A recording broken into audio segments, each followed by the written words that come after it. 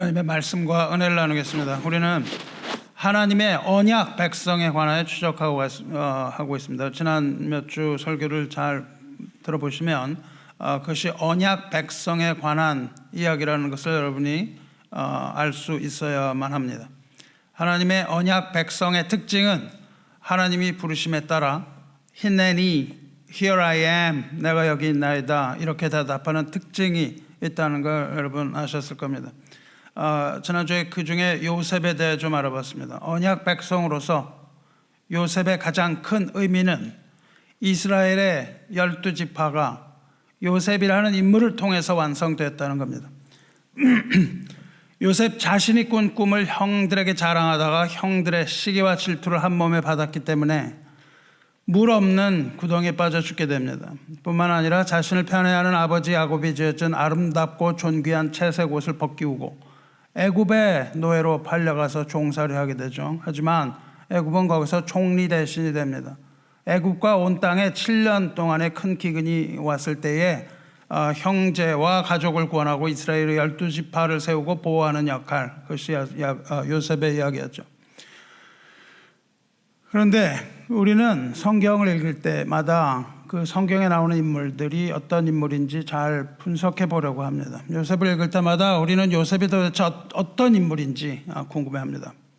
그래서 세상 사람들뿐만 아니라 성경학자 이런 사람들도 요셉의 인물과 성격을 연구합니다.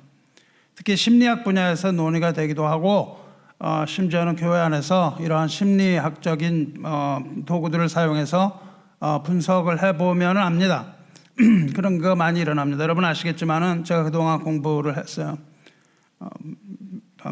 밤에 공부를 해서 얼마 전에 상담 심리학 자격증을 획득했습니다. 그래서 심리학에도 관심이 생겼는데 심리학에서는 인간의 인성을 많이 다루기 때문에 인간이 누구인지를 알아보는 데 탁월한 도구가 많이 있습니다.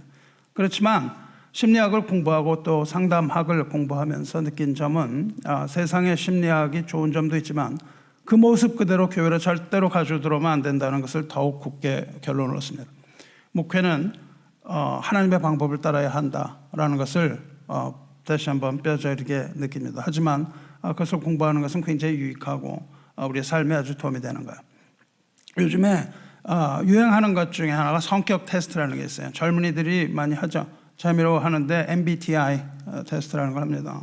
성격 유형 검사 중에 하나인데 마이어스라는 학자와 브리그스라는 학자가 만들어서 마이어스 브리그스 타입 인디케이터에서 MBTI라고 부릅니다. 여기 보면 인간의 성격 유형을 16개로 구분합니다. 이것을 검사하기 위하여 요셉을 살려내야 되겠죠. 그래서 요셉한테 그 테스트를 하게 해야 되겠지만 그럴 수가 없으니까 성경에 나타난 그 사건들을 보고 그 요셉의 행동을 보고 사람들이 요셉은 이러이러할 것이라 라고 예측을 한 것들이 많이 있습니다. 재미로 이것을 조사해 보니까 아주 가지각색으로 나타나요. 어떤 사람이 요셉은 ENFP라고 그럽니다. ENFP를 분류는 뭐냐 하면 커맨더, 통솔자의 성격이에요. ENFP 이것은 항상 문제 해결 방법을 찾아내는 성격이에요. 대담하고 상상력이 풍부하며 의지가 강력한 지도자형 이렇게 나옵니다. ENTJ죠. 이것을 그림으로 그리면 지휘봉 막대기를 들고 있는 여선생 모습으로 그립니다. 전형적인 모범생 타입이에요. 모범생은 학교에서 완벽주의자입니다. 그래서 리포트 내는 거 이런 거 100% 되기 전까지는 내지도 않아요. 밤을 새면서 그걸 하죠. 그래서 항상 앞서갑니다. 선생님 사랑을 독차지합니다. 그렇지만 질투심에 불타는 동료 학생들이 나타나죠. 그래서 그들이 퍼뜨리는 악담 때문에 고생을 하게 됩니다. 친구들로부터 배제되고 미움을 살 가능성이 가장 많은 성격이 이거라고 되어 있죠. ENTJ입니다. 요셉이 어린 시절에 거짓말하지 못하고 형들의 잘못을 다 고자질하고 이 미숙한 모범생의 모습으로 형들을 대하다가 형들에게 미움을 당하는 모습 보면서 이 똑똑한 모범생이 학교에서 왕따 당하는 그 경우를 빗대서 ENTJ의 성격으로 분류한 것 같아요. 또 어떤 사람은 그게 아니라 INFP 이렇게 말합니다. INFP는 mediator, 중재자 유형이에요. 항상 선한 것을 하고자 하는 마음이 준비되어 있고 부드럽고 아주 친절한 이타주의자 형제를 보살피는 이 요셉을 볼 때는 이것도 맞는 것 같습니다. 어떤 사람은 INTJ라고 그래요. INTJ는 뭐냐면 architect. 그건 뭐냐면 건축가, 전략가 유형입니다. 계획을 잘 세우는 거예요. 모든 일에 다 계획을 세우고 상상력이 풍부해서 창의적이고 그런 사람을 INTJ라고 불러요. 이것은 뭐냐면 기근에 대처하는 요셉의 모습을 보면 또 그런 것 같습니다. 기근을 아주 그렇게 계획을 해서 계획형으로 잘 준비하죠. 어떤 사람은 INFJ라고 그래요. INFJ는 advocate, 옹호하는 사람입니다. 차분한 성격으로 다른 사람을 돕는 사람이에요. 다른 사람에게 의욕을 불어넣는 이상주의형입니다. 이 형제들을 나중에 격려하는 모습을 보면 또 INFJ, advocate도 맞는 것 같아요. 또 어떤 사람은 ISFJ라고 그럽니다. ISFJ는 defender, 수호자예요. 주변 사람들을 보호할 준비가 언제나 되어 있고 헌신적이고 따뜻한 수호자예요. 형들을 보호하고 이스라엘 12지파를 세워나가는 것을 보면 이것도 맞는 것 같습니다. 이것도 맞고 저것도 맞는 것 같아요. 그렇죠? 어떻게 우리가 이 복잡한 인간을 이런 하나의 유형이라고 단정 지을 수가 있겠습니까? 이런 테스트는 그냥 재미로만 해보고 이런 것을 가지고 사람을 어떤 이러한 것에 잣대로 재거나 이렇게 해서는 안 될 거예요. 그런데 사실 진짜 저의 흥미를 이끈 것은 리차드 로어라는 사람이 쓴 관점이에요. 리차드 로어는 그 유명한 책이 있습니다. 그 Falling Upward, 위로 떨어진다는 책을 쓴 사람인데 이 사람이 흥미롭게도 요셉을 어떻게 분류하냐면 이거는 좀 다른 테스트 방법인데 요셉을 예술가형이다 이렇게 분류를 해요. 예술가형. 좀 보면 좀 맞지 않는 것 같습니다. 예술가형인데 예술가형에 이제 두 가지가 있습니다. 하나는 건강한 예술가, 또 하나는 부정적인 예술가 있는데 건강한 예술가는 영감이 있는 사람, 창의적이고 직관적인 사람일 뿐만 아니라 자기 개방적이고 감정적으로 솔직하고 매사에 진지하고 민감할 뿐만 아니라 아주 감성이 풍부한 사람, 이런 형이라 그래요. 그렇지만 그 예술가형은 다른 사람으로부터 인정을 받아야 돼요. 인정을 받지 못하는 것은 아주 못 견뎌야 합니다. 그래서 인정 욕구가 굉장히 강한 사람이라고 그렇게 얘기를 해요. 반면에 이 예술가형의 부정적인 면은 타인과 격리되기가 쉬운 거예요. 밤에 그냥 혼자 일어나가지고서는 그냥 그림 그리면서 사람들하고 관계도 잘 안 하거나 또는 우울해지기가 쉽고 감정적으로 흘러버리는 그런 일도 있을 수 있다 그럽니다. 로가 재밌는 거는 요셉뿐만 아니라 이사야, 에레미야를 이 부류로 이걸로 분류를 했어요.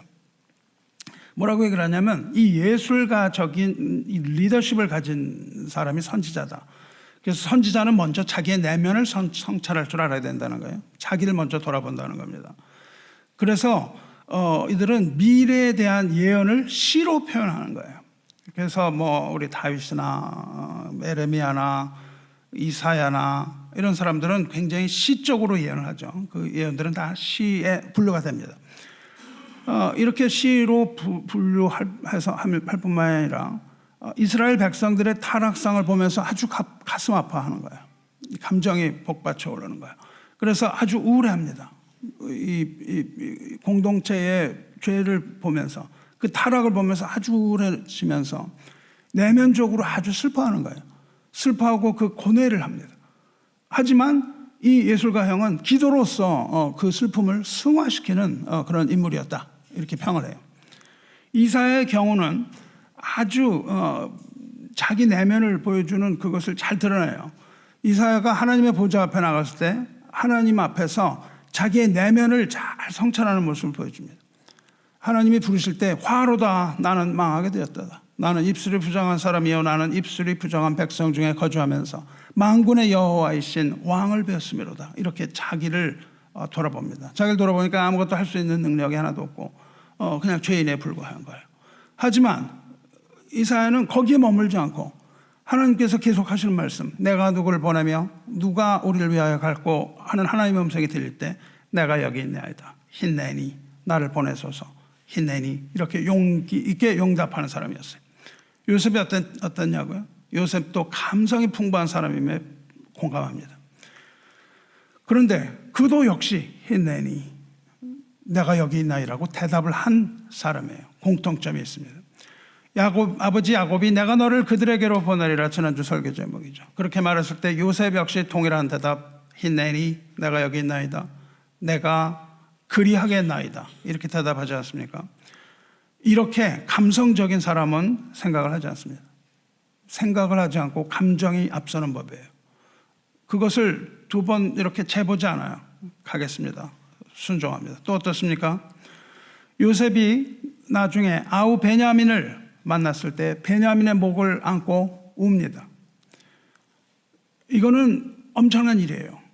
그 지도자인 그 사람이 소위 말하는 자기의 가면을 벗어버리고 자기 자신의 본 모습을 드러내버리는 거예요. 굉장히 위험한 겁니다. 정치가가 동생을 보고 막 이렇게 울어버리면은 그 다음에 오는 그 임팩은 어마어마한 것이죠. 그러나 요셉은 그 감정을 억제하지 못하고 베냐민을 벗을 때 목을 끌어안고 울어버리는 그런 일을 보입니다. 아버지 야곱을 만났을 때도 아버지의 목을 어긋맞춰 안고 오랫동안 울었다고 되어 있어요. 형들이 회개하는 것을 보았을 때 그는 또 눈물을 보입니다. 요셉 역시 아주 감성적인 인물이 분명해요. 그렇다면 우리가 요셉을 이렇게 분석을 해보면 말이죠. 인물 분석을 해보면 우리가 생각하는 것처럼 요셉이 이렇게 훌륭한 사람이었을까요? 지금 이렇게 얘기하는 것이 그런 훌륭한 면을 가진 예술적 지도자형 이런 요셉이 있어서 이렇게 잘 이루어졌다 이렇게 제가 얘기하려고 하는 걸까요? 훌륭한 요셉을 얘기하려는 그게 아니죠. 정답은 그게 아니라는 겁니다. 요셉이 형제들을 구원하고 이스라엘의 12지파를 세우게 되는데 그 일에 있어서 요셉이 한 일은 아주 미미하다는 거예요. 우리는 성경을 어떠한 영웅담으로 읽어서는 안 되는 거예요.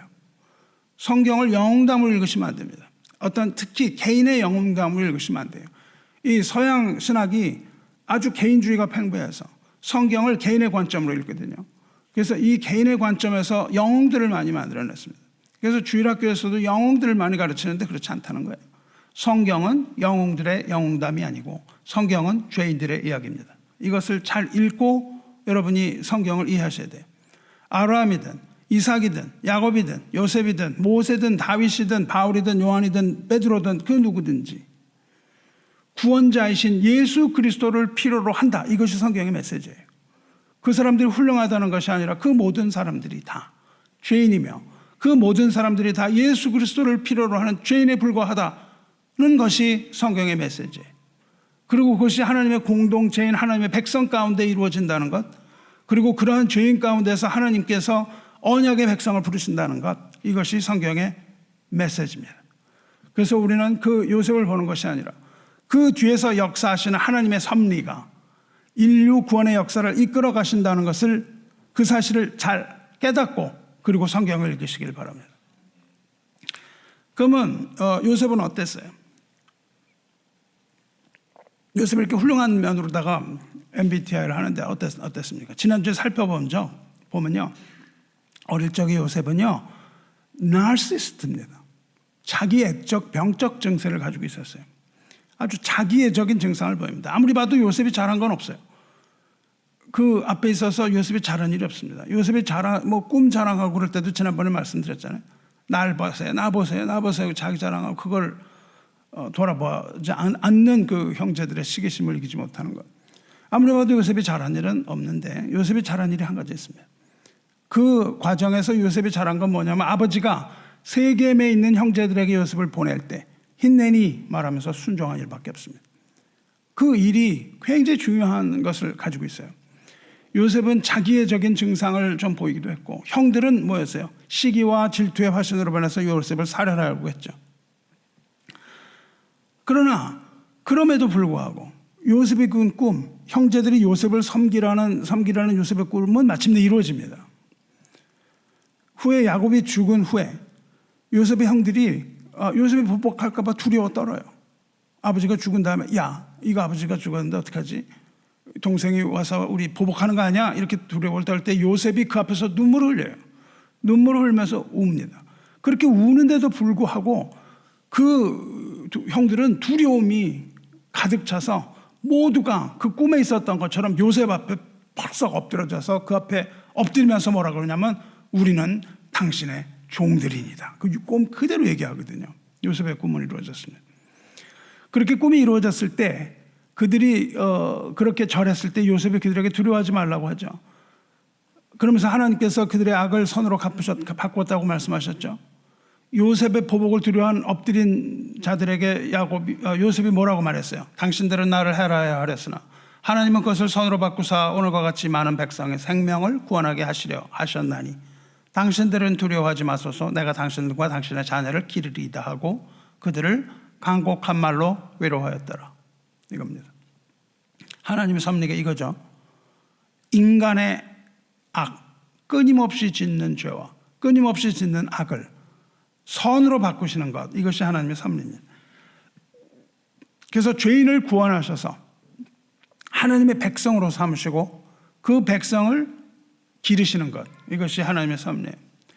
그래서 야곱도 너희들을 축복할 때 나를 기르신 하나님, 그렇게 고백했잖아요. 하나님의 섭리는 하나님의 백성을 기르시고 그 믿음이 성장해서 백성으로서의 열매 맺게 하시는 것, 이것이 하나님의 섭리입니다. 그래서 요셉은 자기애적인 어떤 신경증적인 이런 장애를 처음에 보였지만 후에는 성숙한 모습으로 성장합니다. 우리가 그의 성격을 정확하게 잡아내지 못하는 이유예요. 그 성격이 계속 변하거든요. 그래서 하나님의 섭리는 요셉을 변하게 하셨다, 그겁니다. 그리고 그 형들도 회개하고 성장하게 하신 것이 하나님의 섭리, 그 뒤에서 움직이는 하나님의 섭리였어요. 그러면 왜 성경은 요셉의 이야기를 이렇게 장황하게 이거를 그리고 있을까요? 요셉의 이야기가 그냥 성경의 3분의 1 정도를 그냥 차지해요. 계속 그 얘기합니다. 아주 중요하고 거대한 하나님의 섭리와 복음의 비밀이 여기에 들어있지 않겠습니까? 그 섭리가 감춰져 있고 그 섭리가 얼마나 거대한지 우리가 요한계시록까지 쭉 요한계시록에 풀릴 때까지 우리는 그 비밀을 알 수가 없었습니다. 오늘 그 얘기를 좀 해보려고 하는 거예요. 오늘 하려고 하는 이야기는 요셉의 결혼에 관한 이야기입니다. 요셉의 결혼과 그의 아들들에 관한 이야기예요. 여러분이 아시는 것처럼 이스라엘은 철저한 혈통주의입니다. 그래서 이방인을 멀리했어요. 이방인을 멀리했을 뿐만 아니라 아주 담을 쌓았습니다. 그리고 이방인을 경멸하고 멸시하는 했어요. 이방인과 유대인의 관계는 멸시의 관계요, 아주 그 차별의 관계요, 이런 것들이었어요. 그래서 이방인과 결혼하는 것을 철저히 금했습니다. 결혼하면 안 되는 거예요. 아브라함은 어떻게 했습니까? 아브라함의 경우에 아들 이삭의 아내를 고르기 위해서 늙은 종을 보내죠. 지난번에 늙은 종에 관한 설교도 한번 했었습니다. 학자들은 엘리에셀이라고 생각을 하는데 어쨌든 늙은 종을 보냈어요. 종을 보내면서 이방 가나안 중에서 가나안 족속의 딸들 중에서 찾지 말고 하나님께서 사자를 미리 보내실 텐데 그 사자가 인도하느로 가는 곳으로 가서 거기서 내 아들의 아내를 택하라, 그렇게 명령을 해요. 이방에서 아내를 구하지 말라. 그 말을 들은 충성된 종은 여호와의 사자를 따라서 우물물을 기르러 온 리브가를 택해서 리브가가 이삭의 아내가 되죠. 이삭은 어땠습니까? 이삭도 마찬가지입니다. 이삭은 야곱을 불러서 신신당부합니다. 너는 가나안 사람들의 딸들 중에서 아내를 맞이하지 말고 내 외조부 브두엘의 집에 이르러 거기서 내 외삼촌 라반의 딸 중에서 아내를 맞이하라, 그렇게 얘기해요. 그래서 야곱은 아버지 말대로 외삼촌의 두 딸 레아와 또 라헬 이렇게 혼인하게 되죠. 뿐만 아니라 거기다 2명의 첩을 더 두어서 총 12명의 자식을 낳습니다. 이 모두가 혈통적인 유대인이에요.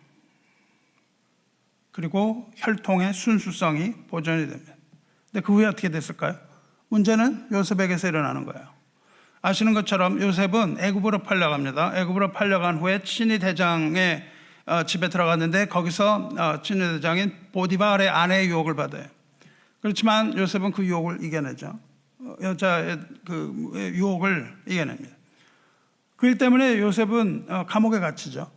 감옥에 갇히는데 오히려 그것이 전화위복이 됩니다. 전화위복이 돼서 바로의 꿈을 해석하죠. 7년 대기근에 관한 그 바로의 꿈을 해석해서 바로의 절대적인 신임을 얻습니다. 절대적인 신임을 얻었을 뿐만 아니라 애굽의 총리가 되죠.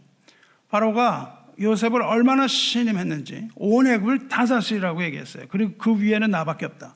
내 명령만 들으면 된다, 이렇게 얘기를 해요. 모든 백성은 다 요셉에게 복종하라 하면서 애굽의 2인자로 등극시킵니다.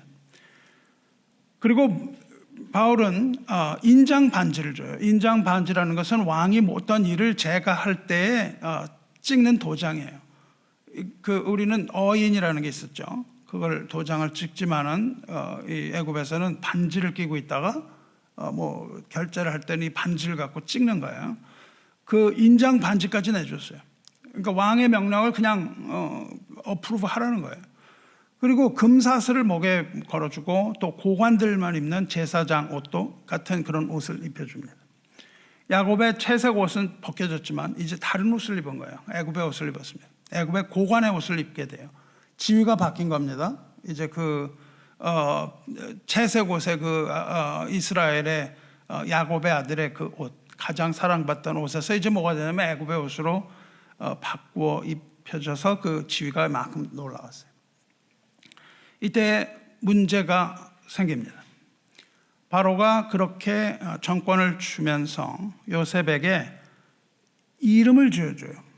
이름을 뭐라 그러냐면 사브낫 바네아라는 이름, 애굽식의 이름을 지어줍니다.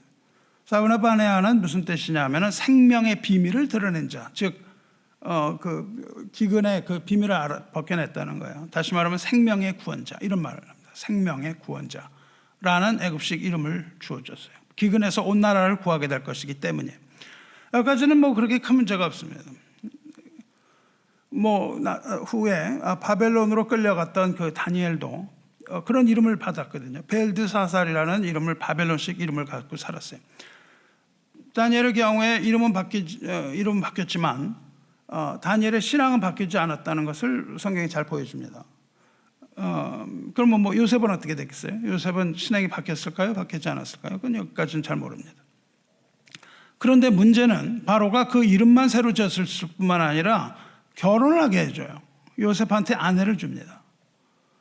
요셉은 그 여인과 결혼합니다. 바로가 짝져준 여인과 결혼을 해요. 창세기 41장 45절 보면 그가 요셉의 이름을 사브나 바네아라 하고 또 온의 제사장 보디베라의 딸 아스낫을 그에게 주어 아내로 삼게 하니라. 요셉이 나가 애굽 온 땅을 순찰하니라. 아주 심플합니다.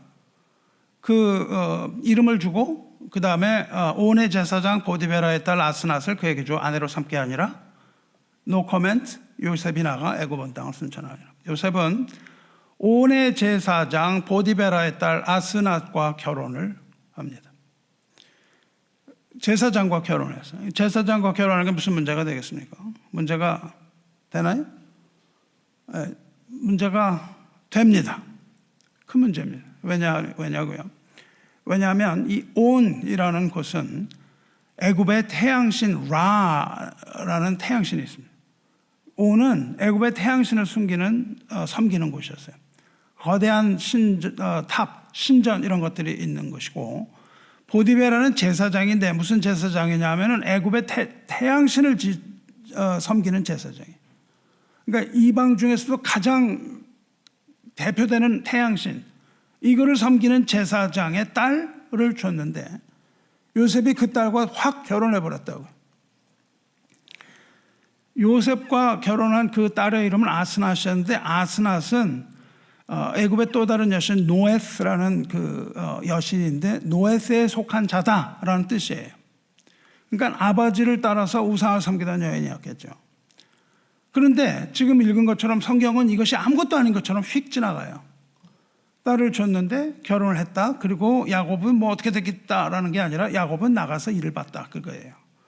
결혼한 요셉은 애굽의 총리로서 온 땅을 순찰하면서 총리직임을 시작했다. 이렇게 써 있는 거예요.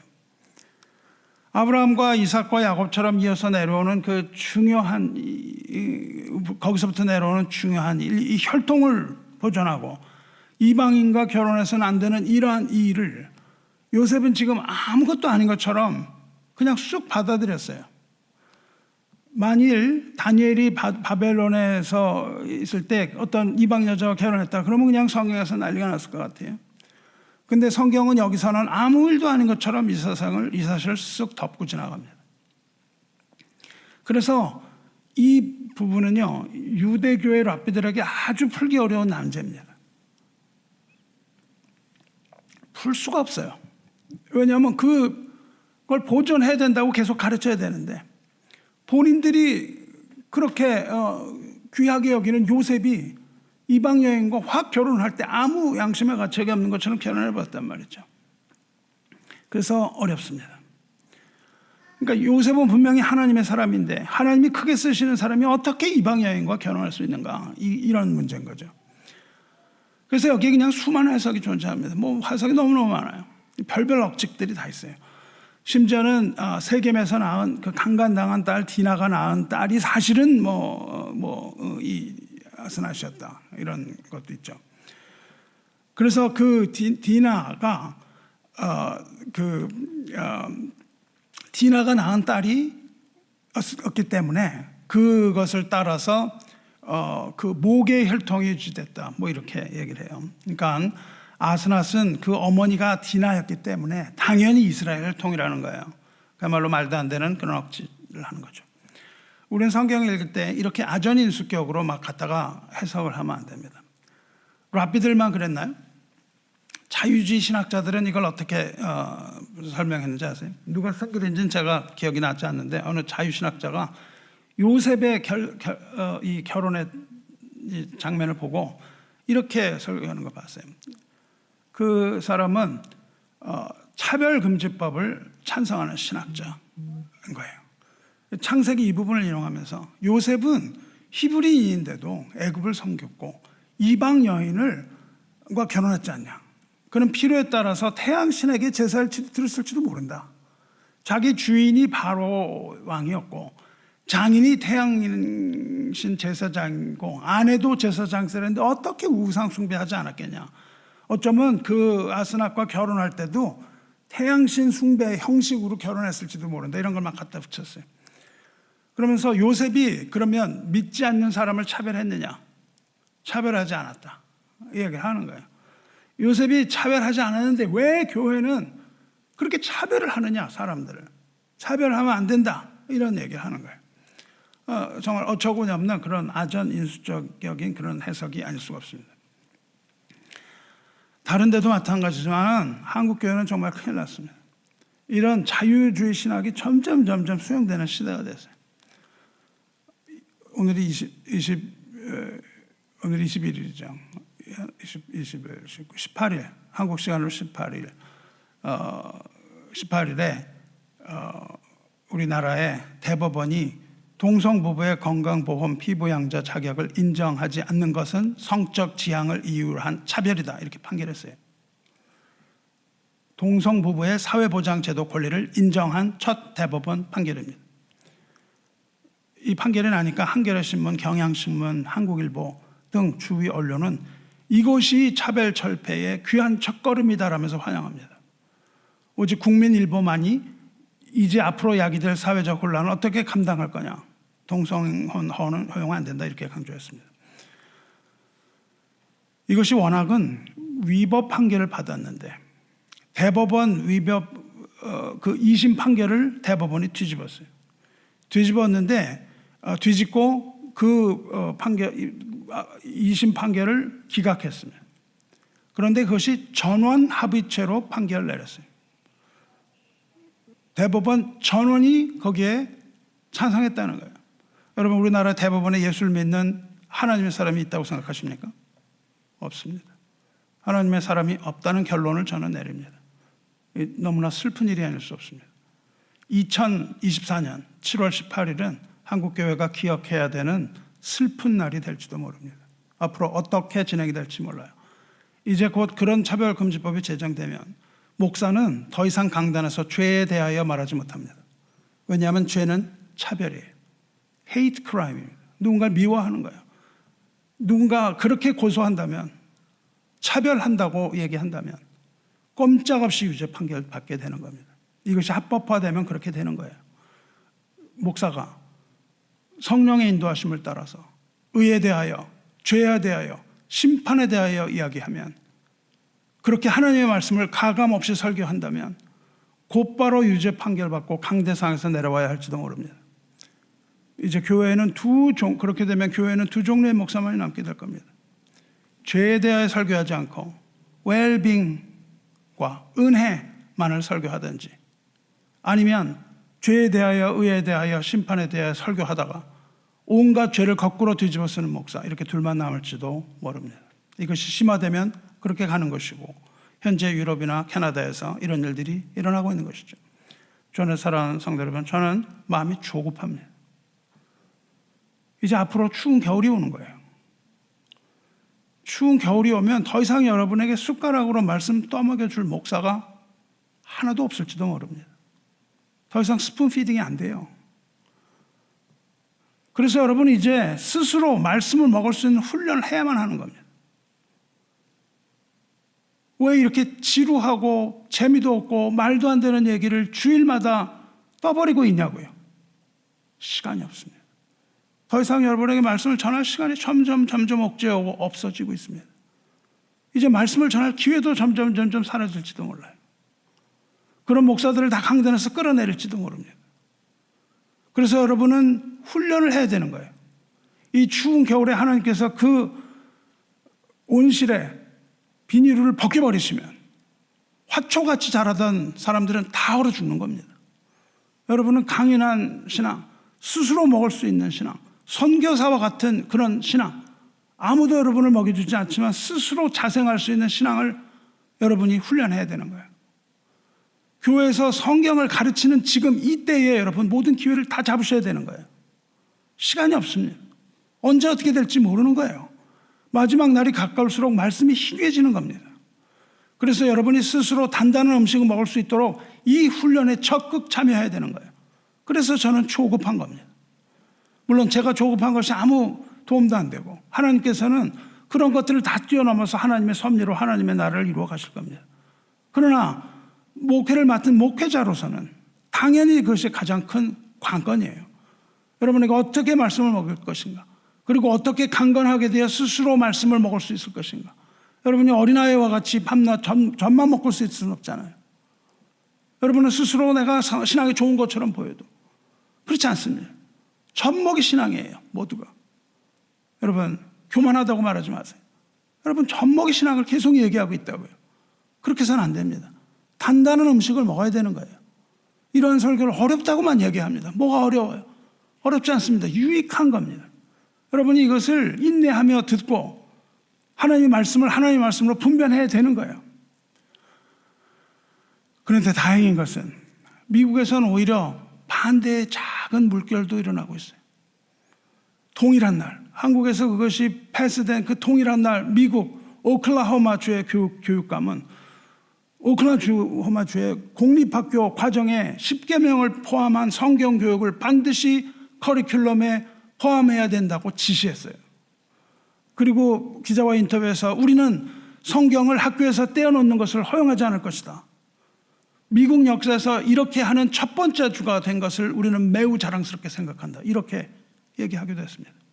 여러분, 이 차별금지법은 좋아 보여요. 아주 좋아 보이기 때문에 위험합니다. 인권이라는 단어도 좋아 보이기 때문에 위험합니다. 우리는 인권이 아니라 하나님의 존엄성을 쫓아가야 돼요. 인권은 죄입니다. 인권이 아니라 우리가 존중받아야 하는 이유는 하나님의 형상을 따라 지으심을 받은 존엄한 존재이기 때문이에요. 인권을 주장하는 것은 아담과 하와의 죄입니다. 인권이 아니라 우리는 하나님의 존엄성 가운데 하나님의 뜻대로 사는 하나님의 백성이 되어야 되는 거예요. 그것을 깨뜨리려는 것이 인권이고 그것을 깨뜨리려는 것이 차별금지법입니다. 이 차별금지법은 하나님의 눈동자를 찌르려는 것과 같습니다. 왜냐하면 이스라엘과 교회가 하나님의 눈동자이기 때문에 하나님의 눈동자를 파괴하려는 것, 이것이 그 시도입니다. 교회는 이러한 시도에 대해서 무관심해서는 안 되는 거예요. 기도로 저항해야 됩니다. 말씀으로 깨어서 준비해야만 하는 거예요. 이제 요셉의 결혼 얘기를 마저 하겠습니다. 그런 억지 주장을 하지 말고 요셉의 결혼 이야기는 그대로 받아야 되죠. 그런데 요셉이 그렇다면 신앙을 잃어버린 행위였을까 하는 데 대한 질문이 생깁니다. 요셉이 신앙을 잃었을까요? 그렇지 않다는 거죠. 왜냐하면 그 후의 모든 행적이 그것을 증명해 줍니다. 그 후에 요셉이 신앙을 잃어버렸다는 증거가 하나도 나타나지 않아요. 더구나 그것을 기록한 것이 성령에 의하여 기록된 성경이기 때문에 더욱 그렇습니다. 요셉이 여호와 신앙을 버리지 않았다는 것을 다른 증거는 그 두 아들을 낳았는데 두 아들의 이름에서 나타나요. 요셉이 아들을 낳은 게 30살쯤 되니까는 17살에서부터 한 13년 후의 일입니다. 아스나덱에서 두 아들이 태어나는데 형의 이름은 므낫세라고 짓고 동생 이름은 에브라임이라고 지어요. 므낫세는 히브리식 이름이고 에브라임도 히브리식 이름입니다. 그러니까 아들들에게 히브리 이름을 붙여줘요. 므낫세는 무슨 뜻이냐면 잊어버림이라는 뜻이에요. 과거의 모든 고통과 쓰라림을 하나님이 잊게 해주셔서 감사합니다라는 뜻으로 큰 아들의 이름을 므낫세라고 지어요. 둘째 아들의 이름은 에브라임입니다. 에브라임은 히브리어로 풍성하다는 뜻이에요. 자신의 삶을 풍성하게 해주신 하나님께 감사하는 이름으로 여호와 하나님께 감사함으로 에브라임이라고 이름을 지어줍니다.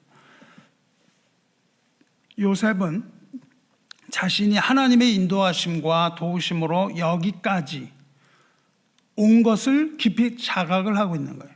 그래서 그것을 자기들 아들의 이름으로 붙입니다. 이름은 그만큼 중요한 거거든요. 근데 그럼에도 불구하고 그가 이방 여인과 결혼한 것은 부인할 수 없는 사실이에요. 그렇다면 우리는 이 사실을 어떻게 받아들여야 되나요? 이것을 깨닫기 위해서 우리는 창세기 48장까지 가야 됩니다. 창세기 48장 보면 어떤 사람이 요셉에게 막 달려와서 너 아버지가 병들었다 그렇게 얘기를 해요. 병사가 위급해서 죽게 됐다는 거예요.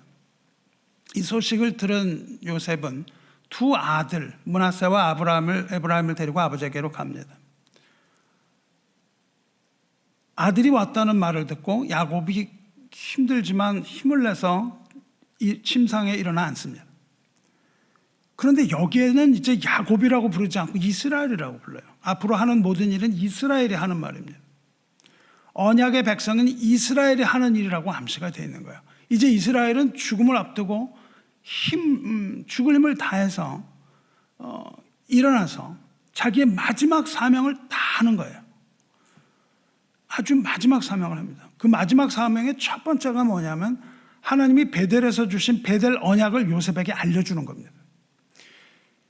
무슨 말이에요? 요셉을 언약의 계승자로 여기는 거예요. 그러니까 자기가 아브라함으로부터 이삭으로부터 또 자기 자신이 베델에서 받은 그 언약을 요셉에게 전승을 해줘요. 다시 말해서 이제 이스라엘의 12지파를 지키고 언약 백성의 정체성을 내가 지켜라 이 이야기를 해주는 거예요. 이때 야곱이 하나님을 전능하신 하나님 그렇게 불러요. 뭐가 전능하신 하나님이에요? 야곱의 인생을 돌아보세요. 뭐 전능하게 해주신 일이 뭐가 있어요? 그냥 죽을 또 고생만 했거든요. 하는 일마다 되지도 않고 그냥 다 고생을 했잖아요.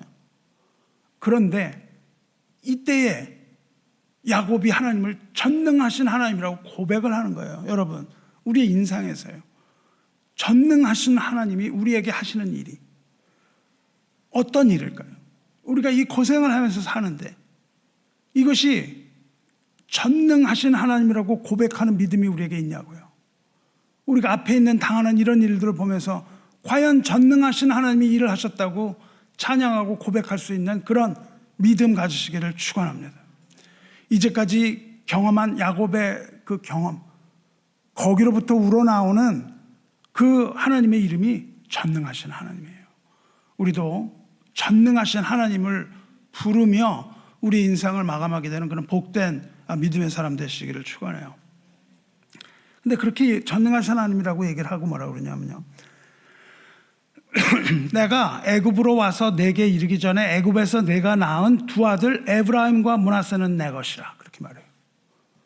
그러니까 첫 번째로는 언약을 얘기해 주고요. 거기에 이어서 에브라임과 므낫세는 내 것이다 그래요. 르우벤과 시므온처럼 내 것이 될 것이요 그래요. 내 것이라는 건 뭡니까? 그 두 아들, 네 두 아들이 내 자식이라는 거예요. 내 자식. 입양을 하는 겁니다. 말하자면 그 손자를 자식으로 받아들이는 거예요.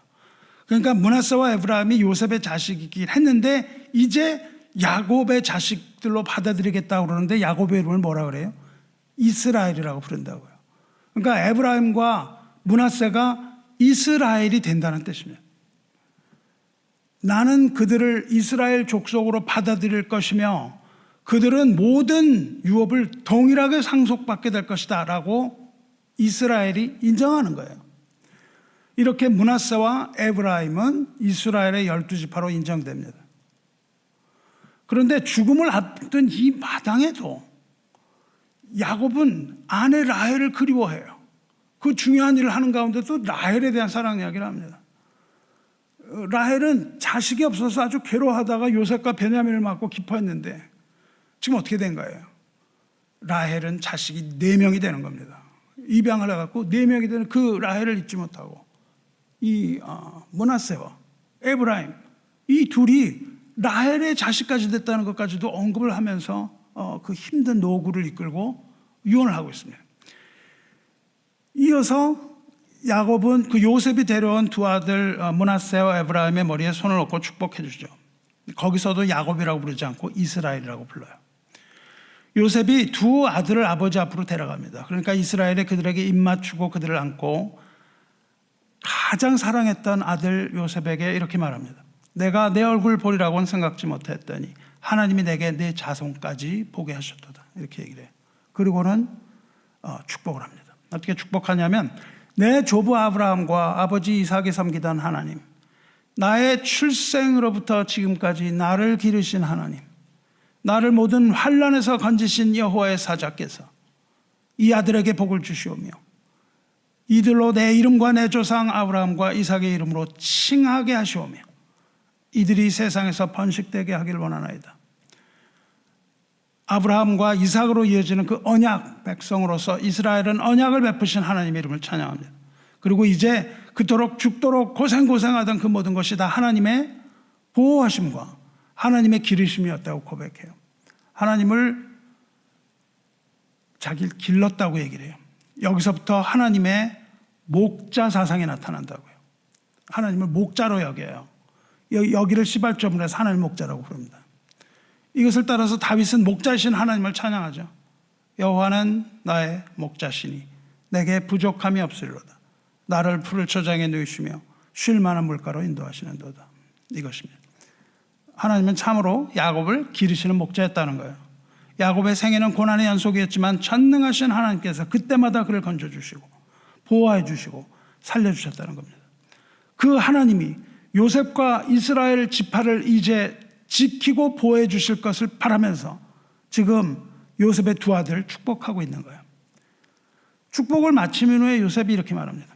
나는 죽으나 하나님이 너희와 함께 계시사 너희를 인도하여 너희 조상의 땅으로 돌아가게 하시려니와 이렇게 말합니다.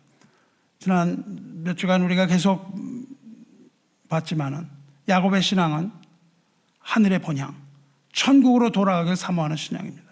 여기서 그 모습이 보이잖아요. 나는 죽으나 이렇게 말합니다. 사랑하는 성도 여러분, 이것이 얼마나 아름다운 유언인가요? 야곱의 임종에서 우리는 죽음에 대한 두려움을 찾아볼 수가 없습니다.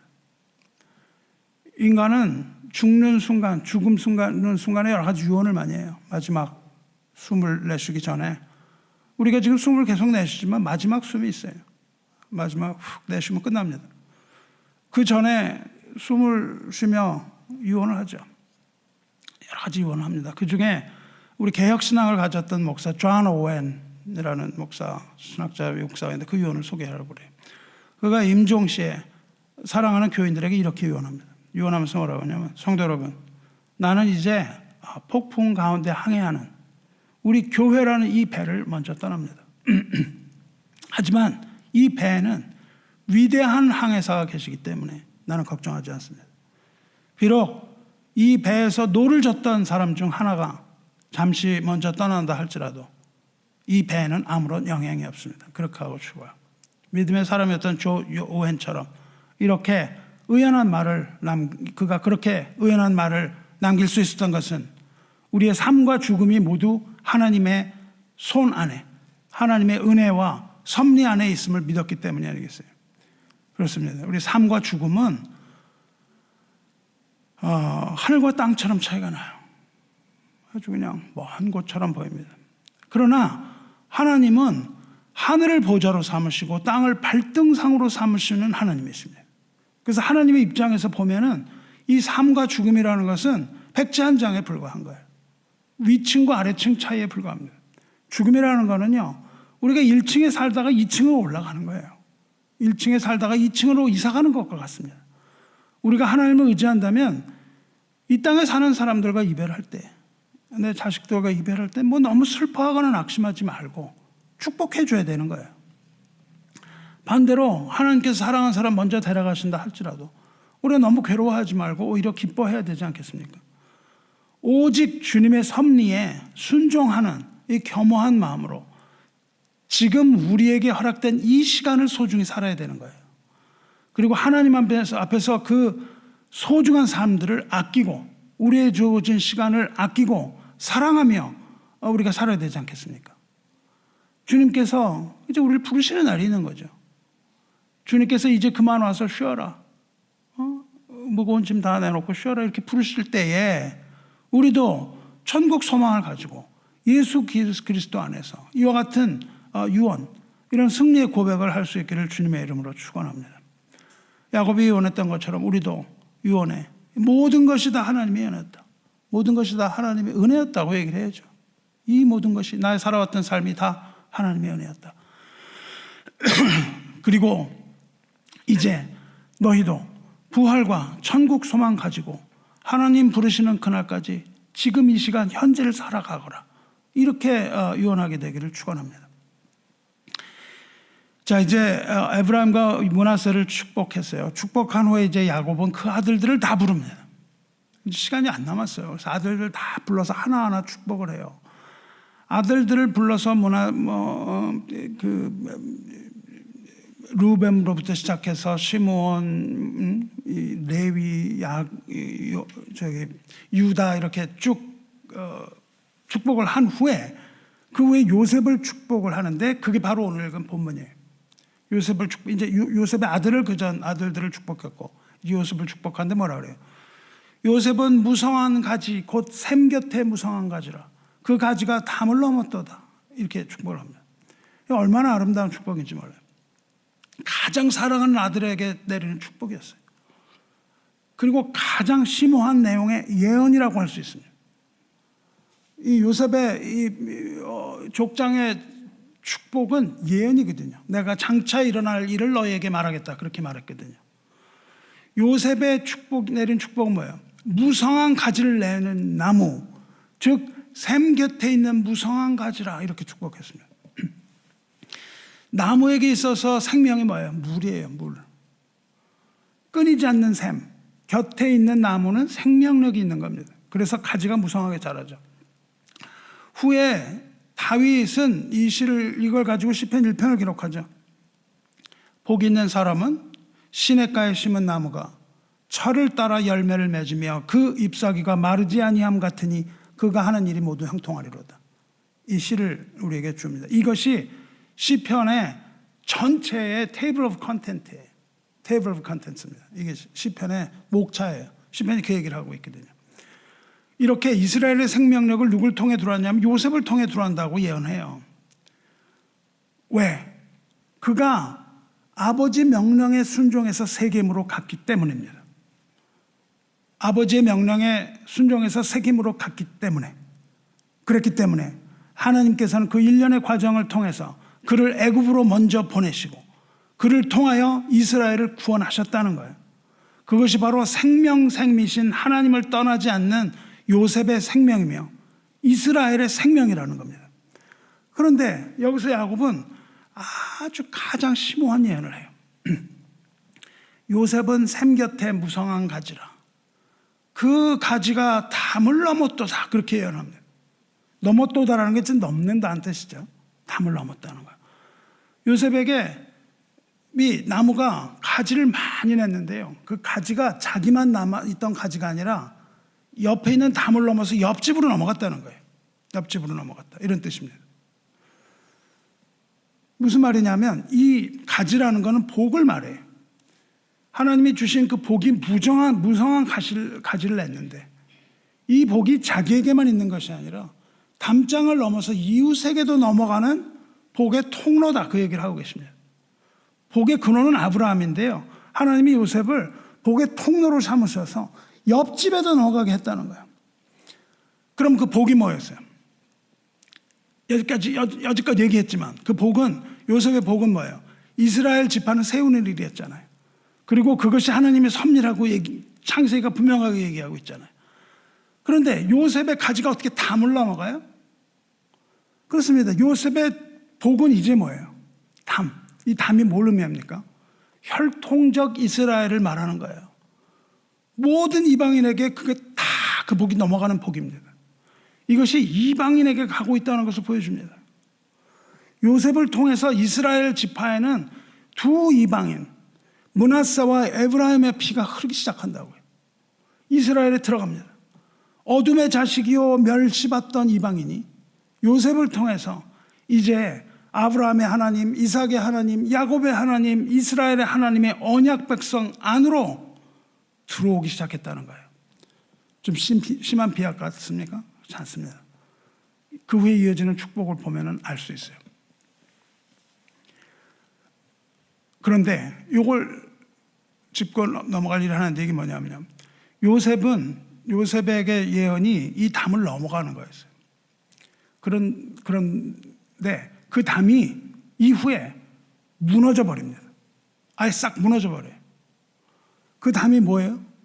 유대인과 이방인을 갈라놓는 담이거든요. 그 담이 완전히 무너져요.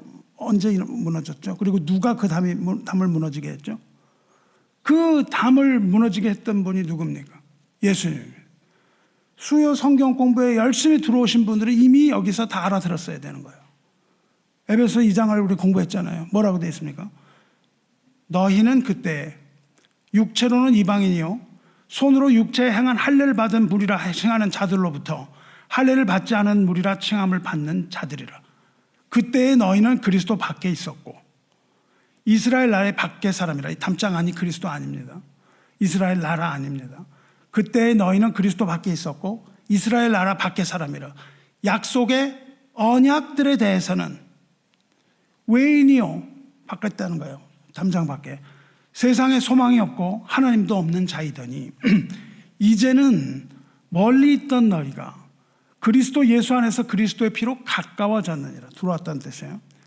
그는 우리의 화평이신지라 둘로 하나를 만드사 원수된 것 곧 중간에 막힌 담을 자기 육체로 허시고, 그렇게 얘기한다고요. 이 담이 무너져 버려요.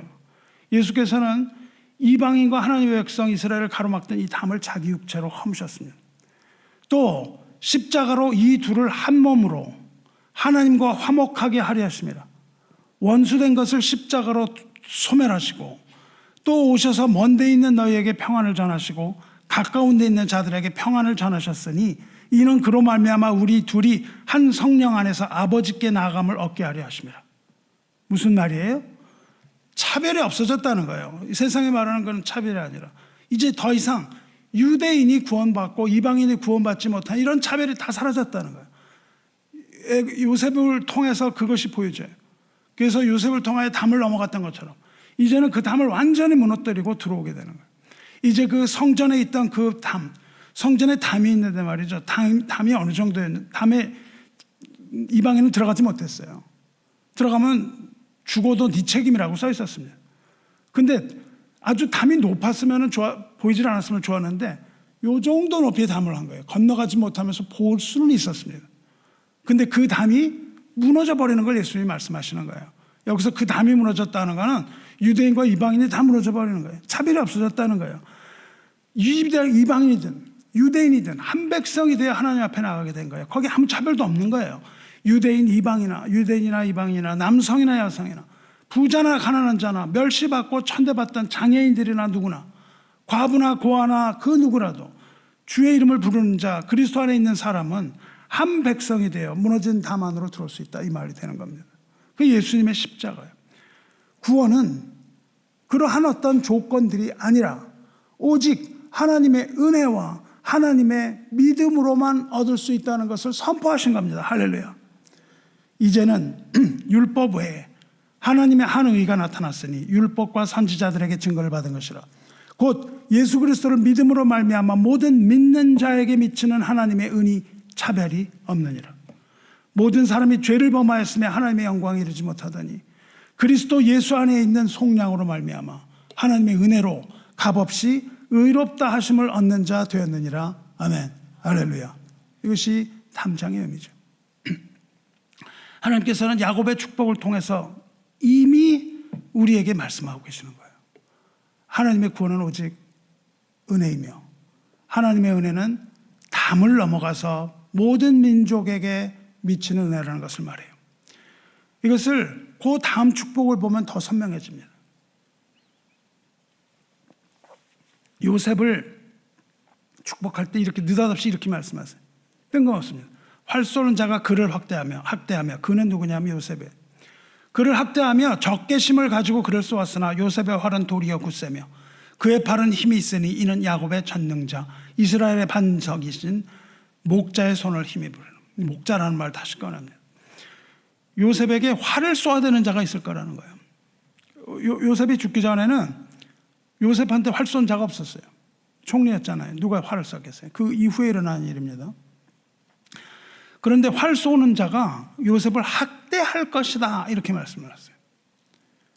적개심을 가지고 쏠 거라는 거예요.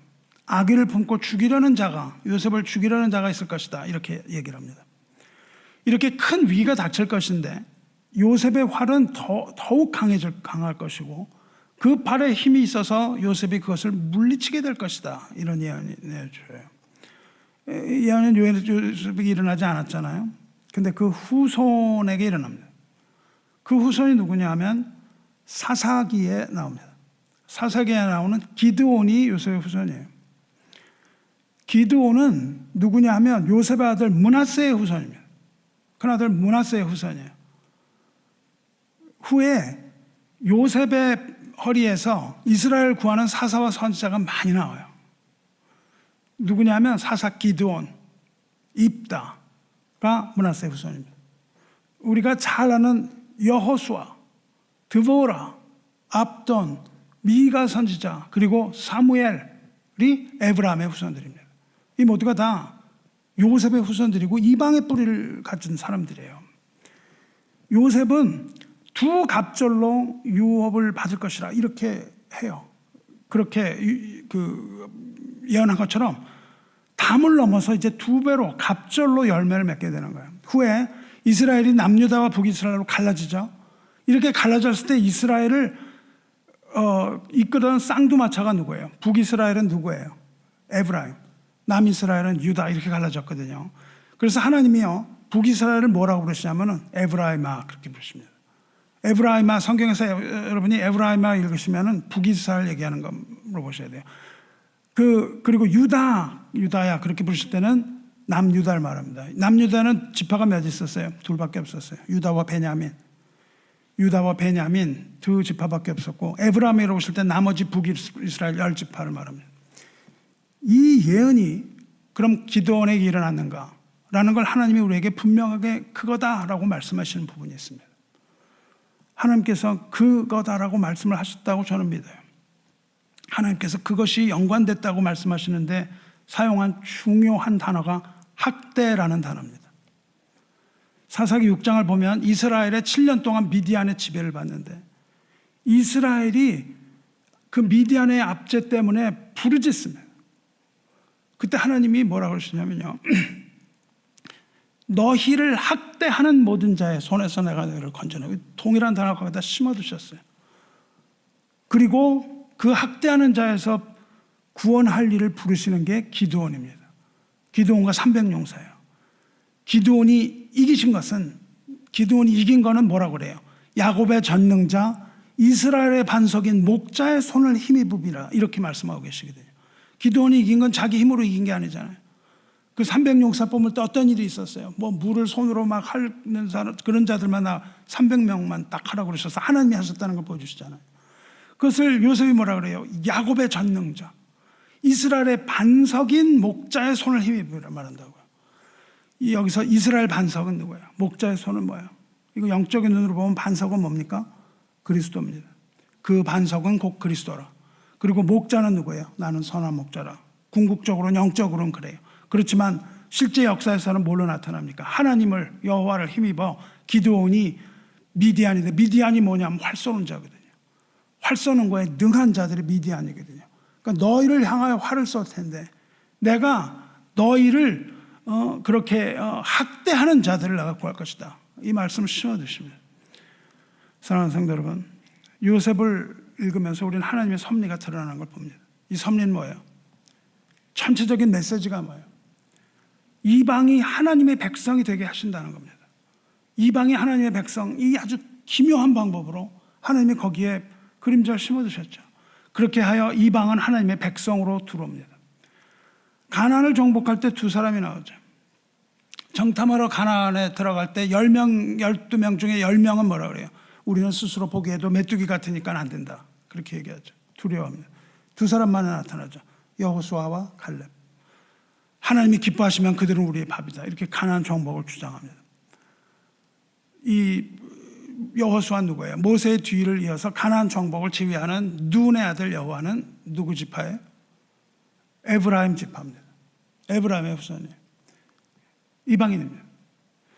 여분네 아들 갈렙 역시 가나안 땅의 이방인이에요. 근데 여분네는 유다 지파에 속했다고 말하는데 그는 그나스 사람이라고 말합니다. 즉 그도 이방의 피가 흐른다는 거예요. 이처럼 요셉이 이방을 취한 결과 이스라엘의 혈통에 이방인이 정통성을 가지고 야곱의 인가를 받아서 이스라엘로 들어오는 거예요. 정통성을 가지고 합류하게 되는 겁니다. 그래서 이스라엘이 말했다고 얘기를 해요. 사랑하는 성도 여러분, 이로부터 세월이 지나고 출애굽을 할 때가 되죠. 403년. 출애굽 12장을 보면 이스라엘 백성이 애굽에서 430년을 머문 후에 모세를 따라서 이스라엘 백성이 애굽에서 나올 때 장정만 60만 나왔다고 됩니다. 그때 뭐라고 되어 있냐면 그때 수많은 잡족들이 함께 나왔다 그래요. 잡족이란 건 이방인이라는 거예요. 유다교에 속했지만 이방인이라는 겁니다. 수많은 이방인들이 나왔다는 거예요. 이스라엘에 속한 이방인의 수가 굉장히 많았다는 겁니다. 요셉으로 시작된 것이죠. 이 이방인들로 인해서 많은 문제가 발생합니다. 이방인을 뭐 좋게만 얘기하는 게 아니에요. 많은 문제가 발생해요. 끊임없이 우상 숭배의 죄를 지었어요. 그러면서 죄인들의 집단이 되기도 했습니다. 그 송아지 사건 때 문제를 일으켰던 것들도 이 이방인 잡족들입니다. 하지만 하나님의 뜻은 뭐예요? 하나님은 그와 같은 자들, 그 문제 많은 그 잡족들, 이방인들을 함께 품으시는 것이 하나님의 뜻입니다. 세상에 멸시받는 모든 죄인들 다 구원하시는 것이 하나님의 뜻이요 하나님의 섭리입니다. 이 요셉의 결혼에서 우리는 뭘 봐야 돼요? 예수님을 봐야 되는 거예요. 예수님 왜 이 땅에 오셨습니까? 유대인을 위해서 오셨습니까? 아닙니다.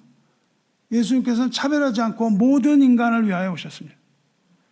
주님의 구원은 육체로 막힌 그 담을 허물고 둘이 하나 되어서, 즉 모든 이가 하나가 되어 하나님 앞에 나가는 것이었어요. 사랑하는 성도 여러분, 야곱 아버지의 보냄에 순종해서 요셉이 세겜에 갔을 때 형제들이 그를 배척했어요. 그리고 거기서 죽임을 당한 것처럼 됐습니다. 이제 그 결과 요셉이 어디로 갔어요? 애굽으로 갔어요. 그리고 순수하지 못한 이방인과 결혼합니다. 더럽다고 여기던 그 죄인인 이방인의 피가 하나님의 백성 안으로 들어온다고요. 마찬가지로 하나님 아버지께서 그 사랑하는 아들을 불러서 보내셨습니다. 예수께서 이 땅에 오셨을 때 어떤 일이 일어났나요? 세상은 예수를 배척했습니다. 가룟 유다가 그를 배신했습니다. 형제라고 부르던 유대인들도 그를 십자가에 못 박으라고 소리쳤습니다. 세상이 모두 그를 배척했어요. 그리고 죽임을 당하셨습니다. 그런데 주님께서 그들의 배척을 받고 죽으셨어요. 죽으신 후에 부활했습니다. 부활하신 후에 어떻게 하셨습니까? 제자들을 부르셨어요. 제자들을 부르셨습니다. 다시 찾아가셨습니다. 부르셨어요. 누굴 부르셨다고요? 제자들을 부르셨습니다. 그리고 그 제자들을 통하여 무엇을 만드십니까? 교회를 만드십니다. 교회를 부르셨어요. 교회 이름이 뭡니까? 에클레시아. 부르심을 받은 자들이에요. 부활하신 주님께서 부르신 자들이 교회입니다. 부활하신 부르신 그 교회와 예수님이 결혼을 하시는 거예요. 부활하신 주님이 부르신 그 교회가 바로 예수 그리스도의 신부가 된다는 사실을 알아야 합니다. 예수 그리스도의 신부인 교회는 이방 여자인 아스낫과 같은 의미를 갖는 거예요. 예수님이 이방인과 결혼하신다고요. 요셉이 결혼한 아스낫이 바로 예수님이 부르신 신부, 즉 신약의 교회의 공동체라는 거예요. 교회는 다시 말하면 우리들처럼 이방인과 죄인들로 이루어진 공동체입니다. 여러분, 교회가 왜 이렇게 엉망진창인가요? 왜 세상만도 못하죠? 교회가? 여러분, 교회가 거룩하게 막 이런 걸로 보이세요? 아닙니다. 아주 엉망진창이에요. 뭐 눈을 뜨고 볼 수가 없을 정도입니다. 왜 그럴까요? 교회는 왜 이렇게 엉망진창이고 세상만도 못한 짓을 서슴지 않고 할까요? 왜요? 교회는 아스낫이기 때문에 그렇습니다. 아스낫처럼 이방인들로 구성된 집단, 죄인들과 병자들로 구성된 집단이에요. 우리는 세상에 내세울 거 아무것도 없습니다. 우리는 죄인일 뿐이요, 우리는 병자일 뿐입니다. 오직 그리스도의 사랑에 힘입어 우리가 여기에 앉아 있는 것뿐입니다. 예수께서는 그와 같이 부패하고 막된 교회를 여전히 사랑하시는 거예요. 우리가 뭘 잘하기 때문에 사랑하시는 게 절대 아닌 겁니다. 우리는 하는 것 중에 잘하는 게 아무것도 없어요. 목사도 마찬가지입니다. 목사가 하는 일 99%는 다 잘못된 거예요. 뭐 그 목사를 따라가서는 안 되는 거예요. 목사를 본받아야 됩니다. 목사를 존경하면 안 됩니다. 목사 개인을 존경하는 게 아닙니다. 하지만 그 직분은 여러분이 존경하셔야 되는 거예요. 선포되는 말씀은 존경하고 따라야 되는 겁니다. 이것이 교회입니다. 왜? 선포되는 것이 복음이기 때문에 그렇습니다. 여러분, 예수님께서 이와 같이 막된 아스낫을 위하여 죽으신 겁니다. 죄인을 불러서 회개하게 하시고 병자를 불러서 치유받게 하시는 곳, 이것이 바로 주님의 교회입니다. 그리고 우리는 그것을 눈으로 보지 못하지만 그 하나님의 섭리 가운데 하나님의 은혜와 사랑으로 살아가게 되는 거예요. 그렇게 하시는 분이 하나님입니다. 온전한 주님의 섭리요, 은혜라고 밖에는 할 수 없는 겁니다. 사랑하는 성도 여러분, 이제 아까 제가 요한계시록을 더 읽었어요. 그걸 보면요, 이제 사도 요한은 환상으로 하늘에서 벌어지는 하늘의 잔치를 보아요. 이때가 언제냐면 음녀를 심판하는 심판을 마치고 할렐루야 찬송이 하늘에서 울려 퍼집니다. 그리고 하나님의 통치를 찬양합니다. 그리고 어린 양의 혼인잔치가 거기서 열려요. 우리가 즐거워하고 크게 기뻐하며 그에게 영광을 돌리세. 어린 양의 혼인 기약이 이르렀고 그의 아내가 자신을 준비하였으므로, 아내는 교회입니다. 그에게 빛나고 깨끗한 세마포 옷을 입도록 허락하셨으니 이 세마포 옷은 성도들의 옳은 행실이라 하더라. 옳은 행실이라는 건 뭘 말합니까? 믿음으로 얻는, 믿음이 만들어내는 행함의 열매들 말이에요. 옳은 행실이라고 불러요. 교회 성도들이 세마포, 즉 성령의 열매를 가지고 하나님 앞에 빛나고 깨끗한 세마포를 입고 찬양을 드리는 것, 이것이 어린 양의 신부, 혼인잔치입니다. 어린 양의 신부는 누구예요?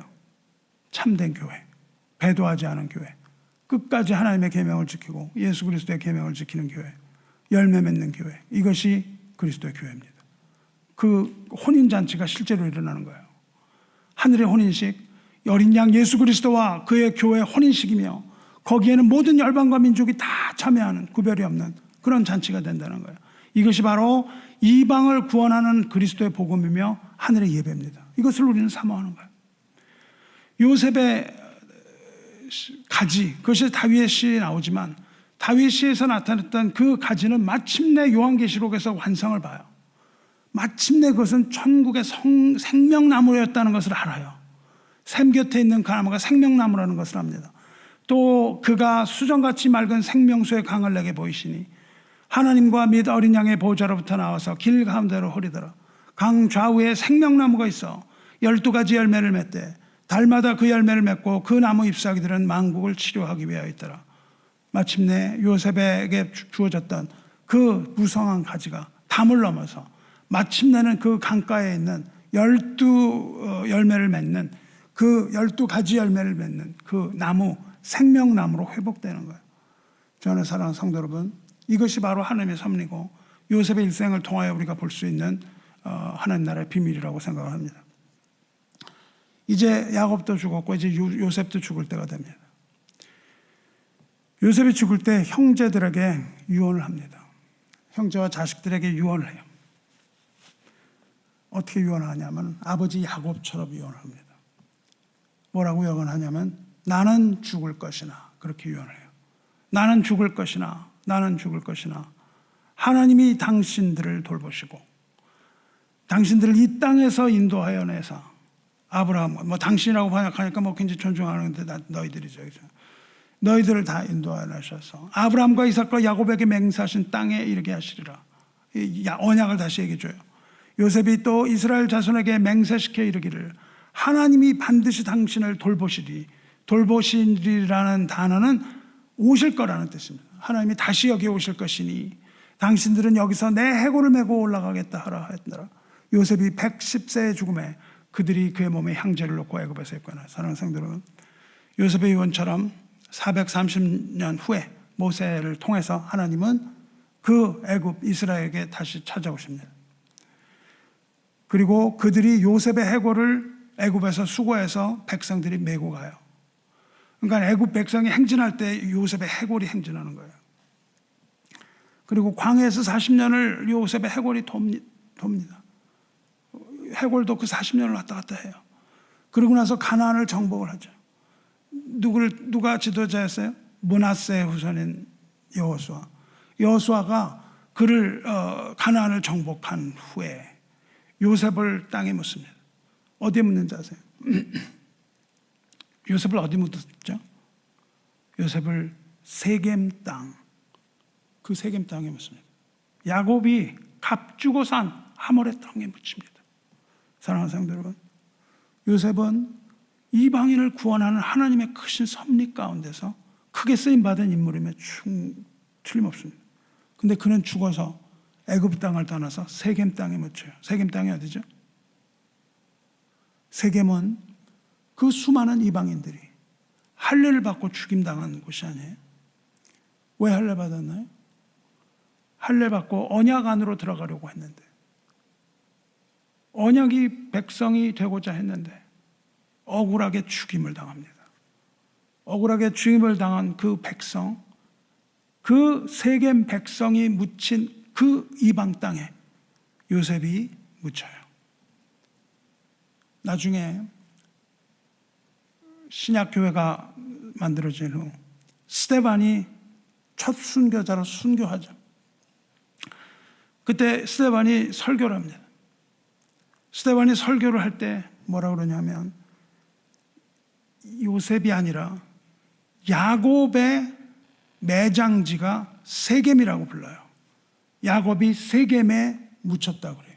그리고 세겜은 어디냐면 그 전에 아브라함이 값을 지불하고 산 땅입니다. 값을 지불하고 소유 매장지로 삼은 것이에요. 예수께서 값을 지불하시고 세겜 땅을 사시는 겁니다. 여러분, 아브라함이 창세기 12장 보시면 아브라함이 그 땅을 지나 세겜 땅 모래 상수리 나무에 이르니 그때에 가나안 사람이 그 땅에 거주하였더라. 여호와께서 아브라함에게 나타내 이르시되 내가 이 땅을, 어디에요? 세겜이죠. 이 땅을 네 자손에게 주리라 하신지라. 자기에게 나타나신 여호와께 그가 그곳에서 제사를 닦고. 어떻습니까 여러분? 이제 이방의 빛으로 영적인 세겜에 오신, 영적의 세겜에 와셔서 죽으신 예수 그리스도의 그 영원한 복음의 큰 의미가 여러분 보이지 않습니까? 창세기부터 하나님은 그것을 심어두셨어요. 말씀 마치겠습니다. 요셉의 결혼은 무엇을 의미할까요? 큰 그림에서, 하나님의 섭리에서 보면 요셉의 그 결혼은 교회의 탄생을 의미합니다. 그리고 그것은 이방인들로 구성된 모든 인류를 위한 하나님의 교회의 탄생을 의미해요. 그리고 그것은 하나님의 크신 경륜 가운데 일어나는 것을 우리는 믿습니다. 저는 믿습니다. 요셉은 교회 탄생의 기초석을 놓고 있어요. 그리고 모세는 백성을 끌고 나가는데 그걸 뭐라고 그러냐면 광야 교회라고 부릅니다. 그것을 광야 교회라고 불러요. 그리고 어린 양 예수께서는 음탕한 음녀 교회를 모두 심판하신 후에 이제 순결한 그리스도의 신부 교회와 혼인하시는 겁니다. 이것이 성경 이야기입니다. 이것이 그리고 하나님 나라의 회복, 생명나무의 회복을 의미하는 거예요. 여러분, 요셉 역시 하늘의 본향을 사모하는 믿음으로 살았습니다. 모든 민족을 차별 없이 사랑하는 예수 그리스도의 사랑 때문에 우리가 구원을 받은 겁니다. 이 시간 우리가 구원받은 것은 그것 때문이에요. 그것에 감사하며 천국 소망으로 굳건한 삶의 열매를 맺으시기를 주님의 이름으로 축원합니다. 기도하겠습니다. 사랑과 은혜의 하나님 아버지, 오늘 예배를 통하여 은혜 베푸신 하나님께 감사와 존귀를 올리나이다. 요셉의 생애를 통해서 우리를 하나님의 어린 양 예수 그리스도로 이끄시는 하나님 아버지의 은혜와 사랑에 감사드리나이다. 악이 온 세상을 지배하고 있는 이 세상에 이방의 빛으로 오셨으나 사람들로 배척받고 형제로부터 배척받고 십자가에서 죽으신 하나님의 어린 양이 누구신지, 또 그가 부르신 교회가 누구이며 무엇인지 오늘 다시 한번 깨닫게 해주시니 감사합니다. 이제 어둠이 걷히고 새날이 밝을 것이지만 아직도 잠을 자고 있는 우리 교회를 깨워 주시옵소서. 복음을 가슴에 안고 잠을 자게 하여 주시옵소서. 이제 눈을 뜨게 하여 주시옵소서. 복음의 횃불을 들고 세상에 나가게 하여 주시옵소서. 그렇게 나갈 수 있는 믿음의 용사를 세워 주시옵소서. 기도의 용사를 세워 주시옵소서. 하나님의 보내심을 따라 영적인 세겜에 오신 주님, 그 땅을 값을 주고 차지하시고 통치하여 주시옵소서. 하나님의 사랑을 깨닫는 은혜교회가 되게 하시고, 깨닫는 뿐만 아니라 이 마지막 시대를 살아가는 성도로서 어린 양의 혼인잔치를 사모하며 하늘의 본향을 그리워하오니 주께서 허락하여 주시고 속히 오시옵소서. 담을 넘어가는 요셉의 복이 우리에게도 넘쳐서 우리도 이제 우리의 담을 허물고 이웃의 땅에도 씨를 뿌리고 열매 맺게 하여 주셔서 복음의 기수가 되게 하시옵소서. 우리를 사랑하사 십자가에서 그 사랑을 나타내신 우리 주 예수 그리스도의 이름으로 기도드리옵나이다. 아멘.